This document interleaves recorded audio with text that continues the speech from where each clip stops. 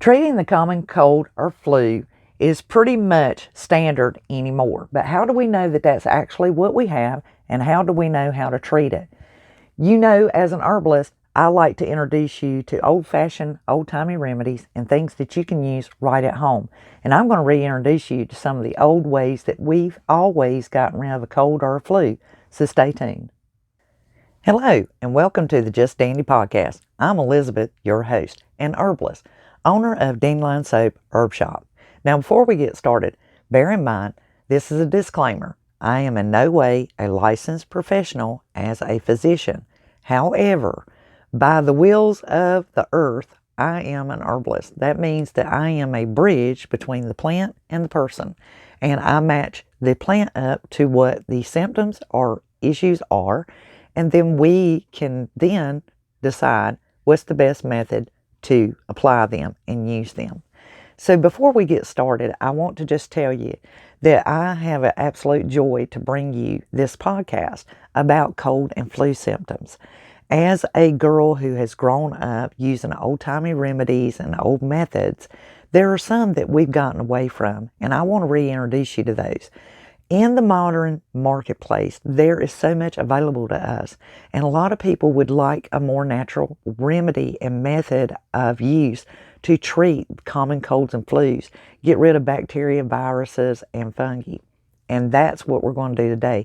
We're going to talk about those remedies and how to apply them, what's the best form of use, and somehow knock out these bacteria and germs before they even get a hold of us. And if they have gotten a hold of us, I've got some stuff for you there too. So let's get started. The first thing with a cold or flu is we're generally going to feel like we're coming down with something. We're not really sure. We just don't feel good.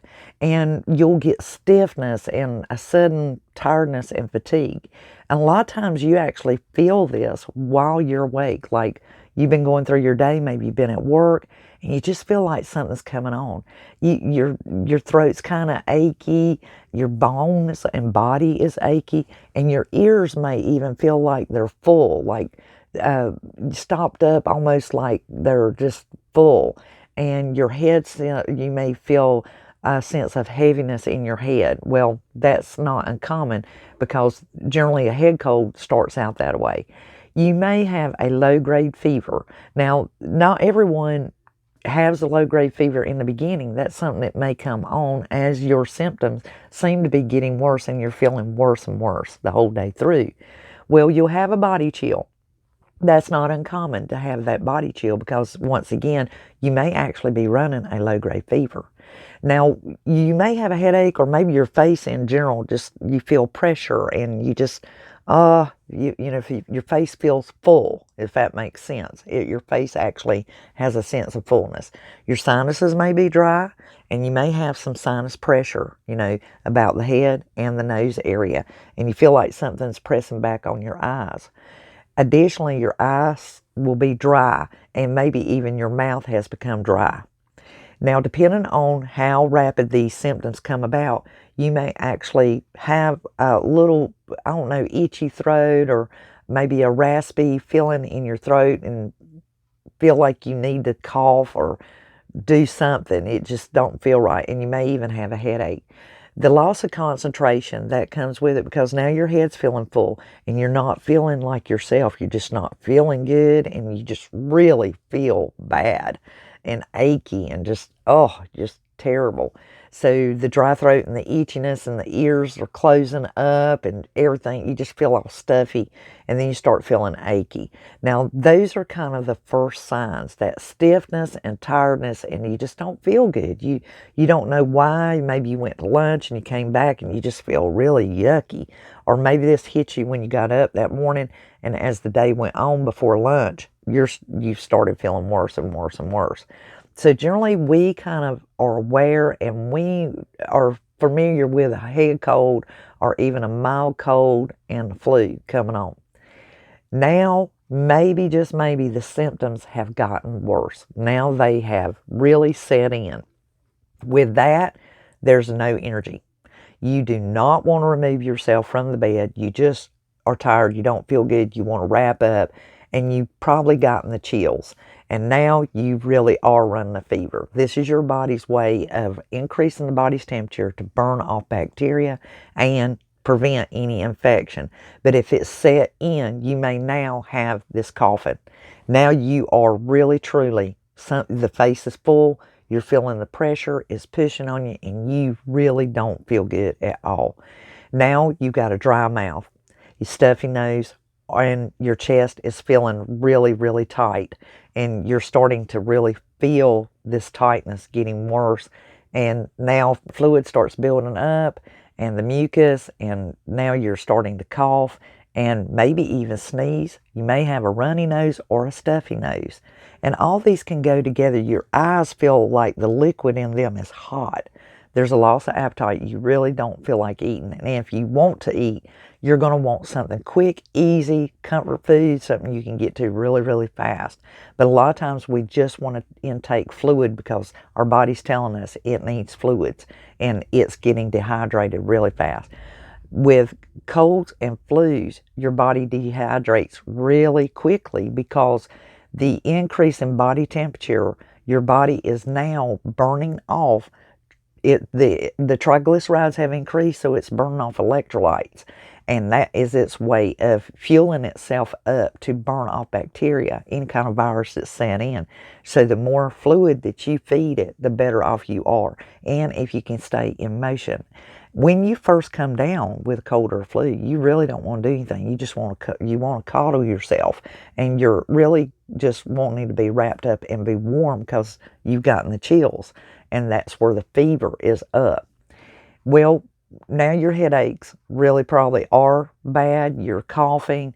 You desire to want to close your eyes, and you really want to cup your ears. It's not uncommon for us to cup our ears whenever we're feeling that fluid building up. We're not feeling good. Our head's feeling the pressure.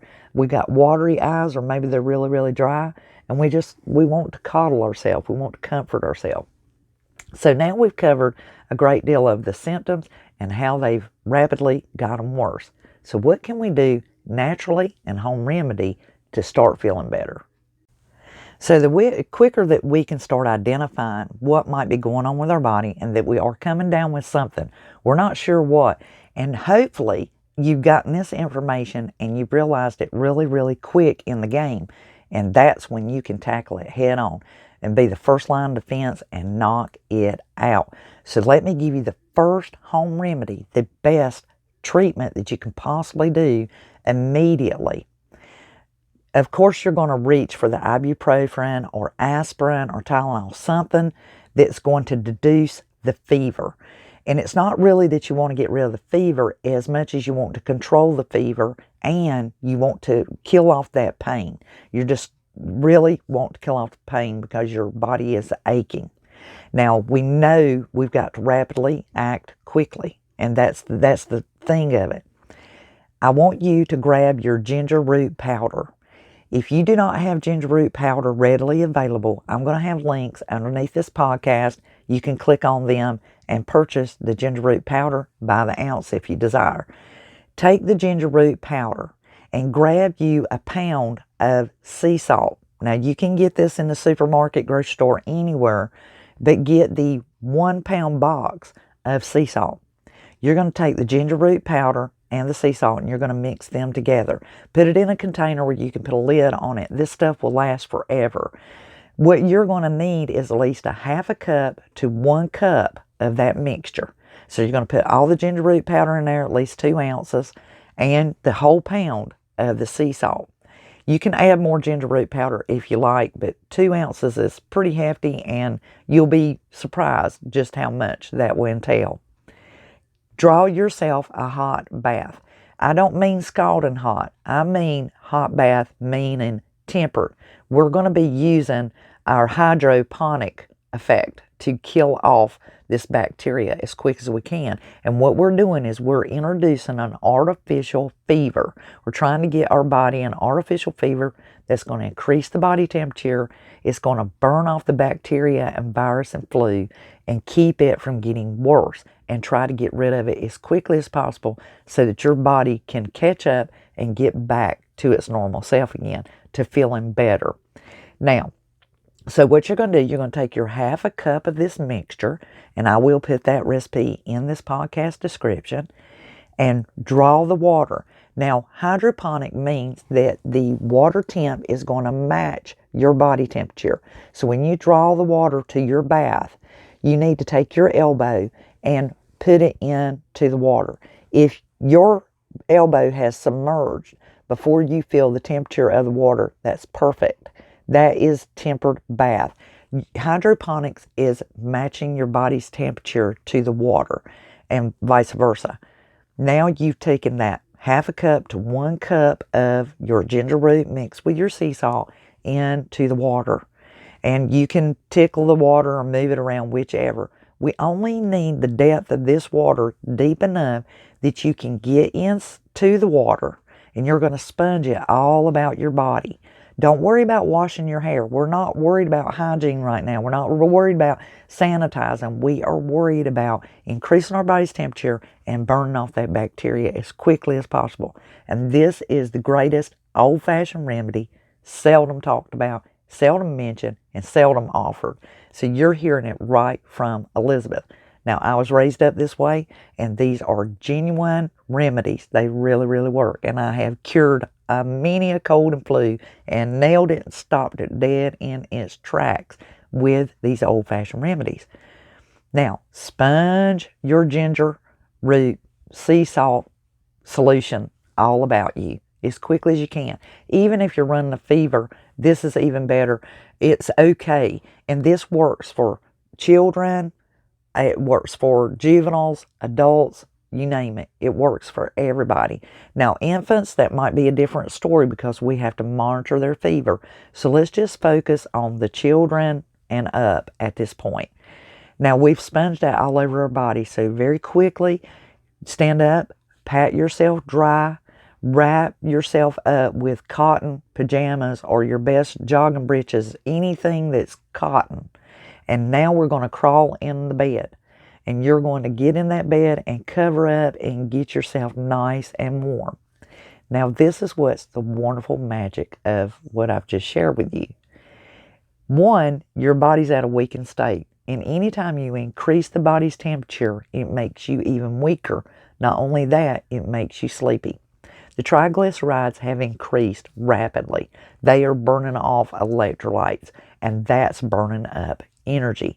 Your body has now begun being a medicine cabinet. It's become an internal sauna, and it's going to burn up that bacteria. You're probably going to go to sleep, which is what I pray you do. You'll go to sleep. And when you wake up, it will be when that fever breaks. The bacteria has burned off, and you are really going to be tired, but feeling better. And the first thing you want to do is get some liquids in you. Get you some fruit juice, some 7-Up or Sprite. It needs to be clear if it's going to be a carbonated drink. It must be clear. Ginger ale would be better.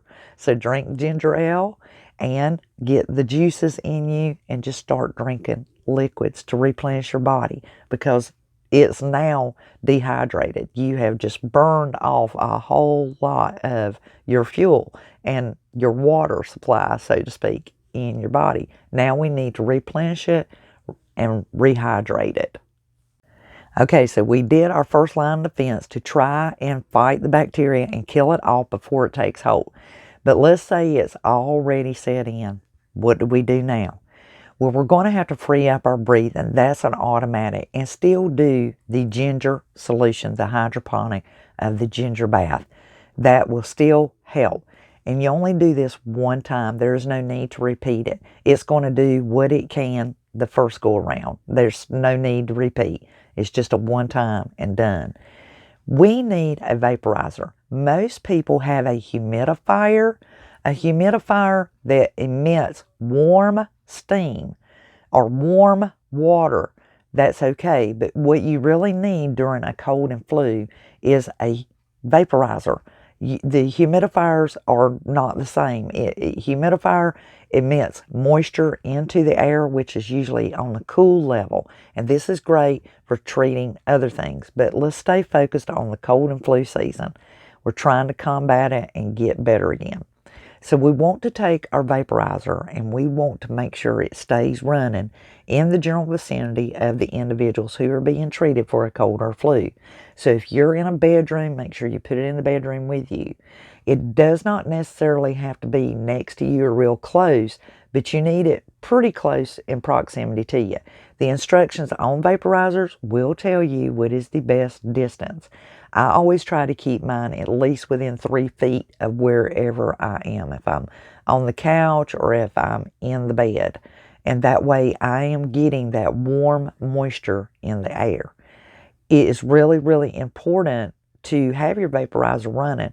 What it's doing is it warms the air. And warming that air will help the moisture to keep your throat from being itchy or irritated and help to loosen up the fluid that's gathering in your lungs. It soothes the bronchial tubes and allows you to be able to breathe freer and not struggle and have all this tightness. And it will help to move that fluid out of the body. So a vaporizer, everyone needs to own one. I will put a link in the description box for some that I recommend. If you have Vicks Vapor Rub, that is something you should keep in your home. It is a petroleum-based menthol, but here is what you can do. I don't always recommend that you place that on your chest or underneath your nostrils. The container it comes in recommends that. If you have to leave your home, you need to wash that off of you before you go out. What the vapor does, or the menthol in Vicks Vapor Rub does, it opens up the bronchial tubes. It frees up the breathing. And with that menthol having that open, it goes through the skin, through the dermis. And it can cause you to get pneumonia if you go out into the environment and you're exposed to extremities of the weather. So it's real important that if you have to leave your home while you're trying to treat this cold and flu, put it on the bottom of your feet. Just rub it on the bottom of your feet, slide your socks back on. You'll be shocked. It actually will open up your breathing. But if you don't have to leave the home and you're not having to go anywhere, you can freely put that on your chest. It really will help your breathing. It'll help free up the mucus and keep you from being dried out and coughing so much. It will keep the coughing down as far as the dry cough. We want productive coughing so that we can expel and remove the mucus from out of our body, the phlegm, and get it expelled. So it can help with that, and it will definitely let you rest and sleep better so that you can get a more sound, restful sleep. So let's look at, these are the remedies we have talked about. What can we do to start treating the cold and flu? Okay, if we're having a fever or we're trying to control the fever, it's still okay to do the ibuprofen or aspirin, something, whichever one you choose. Really, that is just more or less for the aches, as we spoke about before. So let's move on to the good stuff. Now, I highly recommend every single time. You can write this down. I will put it in the description box so that it's right there where you can look at it. My elderberry cough syrup packet. It's not just an elderberry cough syrup packet. It actually is a packet I've placed together. It has all the herbs that you need to make your own cough syrup. And it makes a quart at a time. It is not a small 8-ounce bottle. It is actually a quart size. And it's the real stuff. It's going to have elderberries, elderflowers, echinacea, peppermint in it, and yarrow. They are at a certain amount. It is a formula I put together. The instructions come with the packet. When you make it, you can put it into a quart jar, and then you can use a smaller bottle if you like to bleed off of it, so that when you're taking it and administering it, it is doing all the jobs. So let's break it down a little bit. The elderberries and the elderflowers are really good for strengthening the immune system. It gives you that extraness. It's going to emit vitamin C and other vitamins that your body needs. It soothes all of the mucous membranes, the bronchial tubes, and it helps to expel as well as soothe. So what it does is it has the ability to break down thick mucus and liquefy it so that you can actually digest it or spit it out. And that makes it just super great. And it tastes delicious.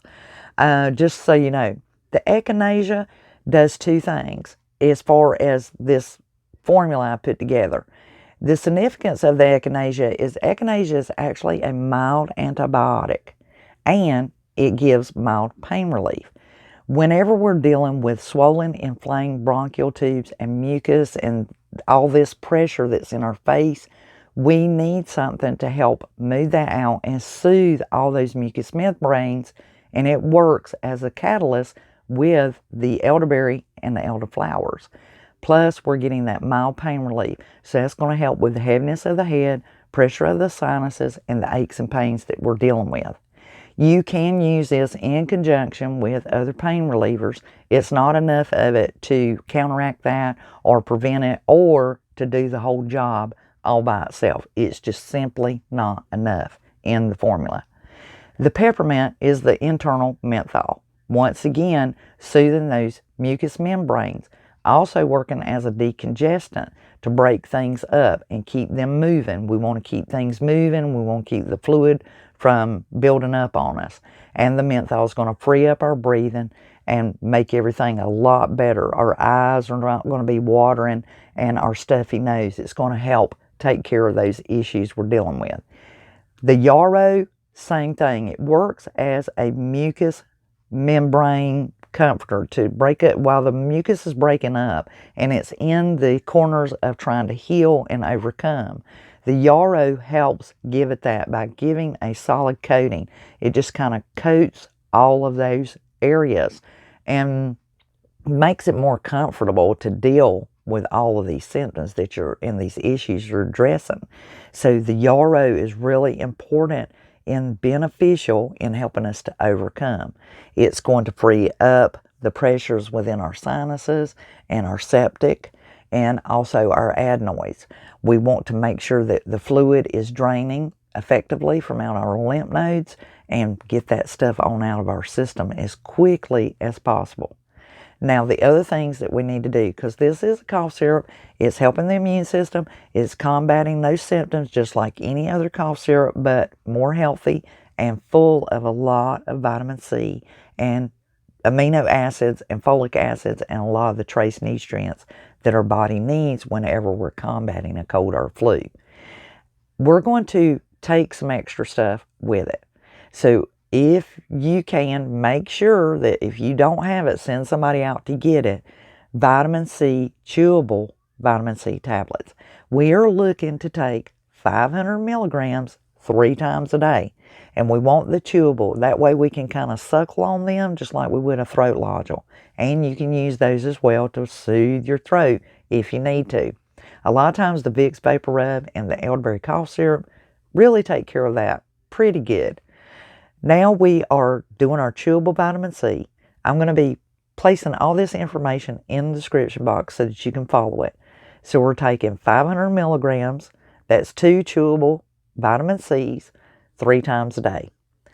The elderberry cough syrup you can take every 2 hours if you like. There's nothing in it, no alcohol. There's nothing in there that's a synthetic, anything that's dangerous that's going to cause you any harm. So just know you can take the cough syrup as often as you need, but you need to put these other things with it. The Echinacea, I want you to take 2 Echinacea 3 times a day. This is going to give you that supercharge of that additional antibiotic as well as the aches and pains and helping with that. And it's also going to boost the immune system to help it recoup a lot quicker. We're going to take 25 milligrams minimum of zinc. If this is a 40 milligram tab, don't take any more than 2 of those per day.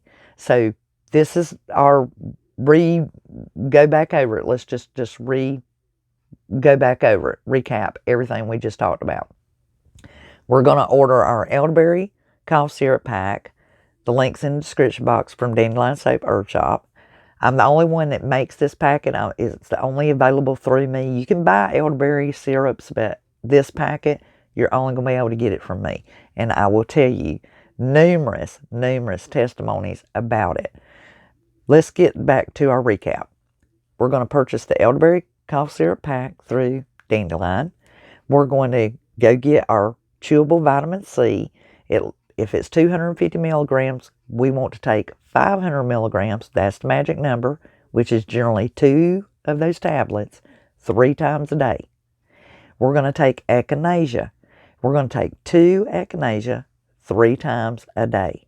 And we're going to get us some zinc. If we bought vitamin C that has zinc in it, perfect. Now you're talking. Now you're cooking with grease. But if your chewable vitamin C does not happen to have zinc in it, and commonly they do not, purchase some zinc. They're usually the 40 milligram tabs if you're just buying them out in the marketplace. And you're going to take 2 of those a day, period. You can pick morning and evening. Be fine. You just want to make sure that you include it in the regimen. So there you go. That is Elizabeth's old-timey remedies. Some old-fashioned methods that we use. They really work. And I assure you that if you stay on the regimen I just named to you, 7 to 10 days minimum. Even if you start feeling better, which you will, after about 3 or 4 days, you're going to think, oh, I'm feeling much better. I'm getting over the cold and flu. It's almost gone. You still need to follow the rule of thumb. And remember, your body just got impacted. It just got slammed with a bacteria, a virus. And it really, truly takes more of a blow on your body, on your system, than you think. And in order for us to totally recoup and recover and make sure that we are not contagious or giving that to anybody else, you need to stay on that regimen at least 10 days. No less than 7 days, but you need to stay on it for 10 days. 10 days, it allows the body to totally discharge and get rid of all the bacteria and virus, and totally recuperates the immune system back to its optimum level, and it ensures that we are not spreading that bacteria or virus to anyone else, especially the people we love. If we are all dealing with a cold and flu, the kids, yourself, the wife, anybody else is dealing with it, we want to quarantine everybody and treat everybody at the same time. So that is why I'm telling you, put this all together. The regimen I just gave you of the Echinacea, the vitamin C, and the zinc, for kids age 12 and up, they can do the same as the adults. For the smaller children, we want to take the elderberry cough syrup, do the chewable vitamin C, and then we're going to consider looking at it being able to overcome as quickly as possible. Usually that will remedy it. Taking the Echinacea, you need to verify that with a physician or a nurse practitioner in order to see if it is okay for the child to be using the Echinacea. Usually the weight and the age. And a lot of times, kids these days, the weight is heavy enough that they can safely take the Echinacea. But if you are unsure, please contact me. I will put all of my contact information in the description box. You can always message me as well. But if you are questionable or unsure, call the pharmacy. You can actually talk to a pharmacist and they will let you know who can take it that's under the age of 12, because they will have the chart that can determine that based on the weight of the individual. So it's nothing to be assumed, but age 12 and up, they're generally of weight enough to be able to take that regimen. Those under 12, I'm not sure that they can take the Echinacea and the zinc. They can take all the other. And they may have, you may have the children's vitamins that you're already giving them, and a lot of times that will suffice. The main thing is to make sure that you do good foods. So go on a bland diet. You want to make sure that you're doing broth and noodles like chicken noodle soup and vegetable soup. The broth is most important. crackers, and dry cereal. Just stay on a bland diet, and that will help the body keep the energy and strength, get the vitamins and nutrients it needs to recover. Once everybody starts feeling better after a couple of days, you can introduce other things like peanut butter and cheese and crackers and bananas and get that potassium, magnesium built back up and feeling better. They can always have juices. They can have the fruit, frozen fruit pops, which is real fruit now. We're not talking the Kool-Aid, which is okay, but we want the real fruit pops if possible. Any Jello is really good for them on a bland diet. Pudding, because pudding generally is made with milk. If they're running a fever, no. If they're without fever, yeah, they can have that.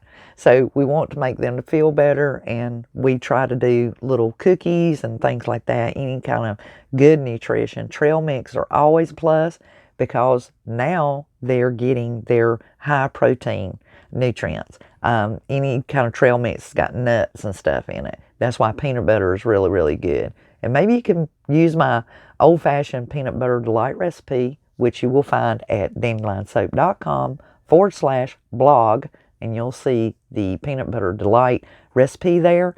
We'll try to include it underneath this podcast for easy reference. And as again, just go back and re-listen to this podcast if there was something you missed out on. But be sure to try and knock things out. First line of defense is you, and that is knocking it out before it gets seriously set in. And that is with the old-fashioned ginger bath I was telling you about. Just sponging off that ginger bath, getting the vaporizer going, and the Vicks Vapor Rub. Those are your 3 first-line defense. If it is starting to set in and you're feeling the symptoms, you're going to have to do the longer regimen, which wouldn't hurt to do that anyway. It's not going to hurt you at all. At least if you've killed it off with the ginger, do the regimen I told you about using the vitamin C, the Echinacea, and the zinc, along with the elderberry cough syrup pack, at least 5 days. That just kind of gives you some extra insurance.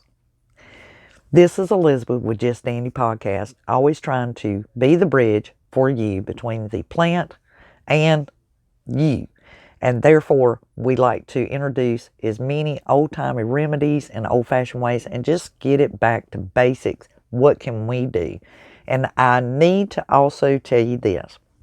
Once you've done that ginger bath and you've broken that fever and you've gotten that artificial body temperature increased, giving yourself a fever, so to speak, and burning off the bacteria, if you have let it slip your mind, when that individual rises from that bed and they've broken that fever, strip those sheets off immediately. Have them to change out of those clothing immediately and put on fresh pajamas, fresh night clothes, and re-groom their bed. Put new, clean, fresh sheets on there. Not new, but clean, fresh sheets. You guys know what I'm talking about. And start from scratch. Change out the pillow and case and make sure that their coverings are all clean and that the bacterial, the ones that broke the fever, all that's burned off, is secreted onto those sheets, and go ahead and put those in the laundry to be washed.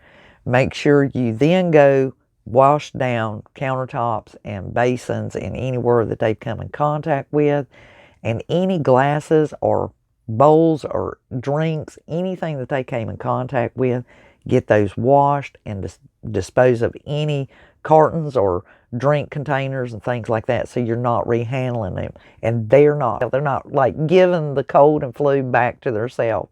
Wash off handles, refrigerator handle, front door, car keys, cell phone, eyeglasses, everything that they've come in contact with.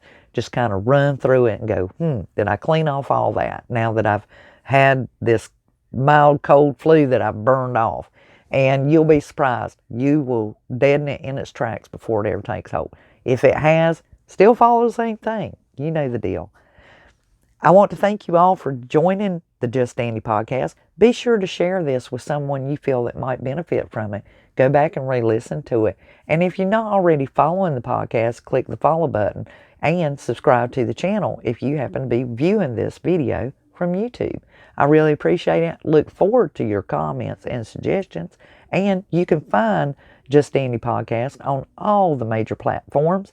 And just in case you happen to be listening to this podcast on a platform without a description box, go to dandelionssoap.com/justdandypodcast and check out the blog while you're there.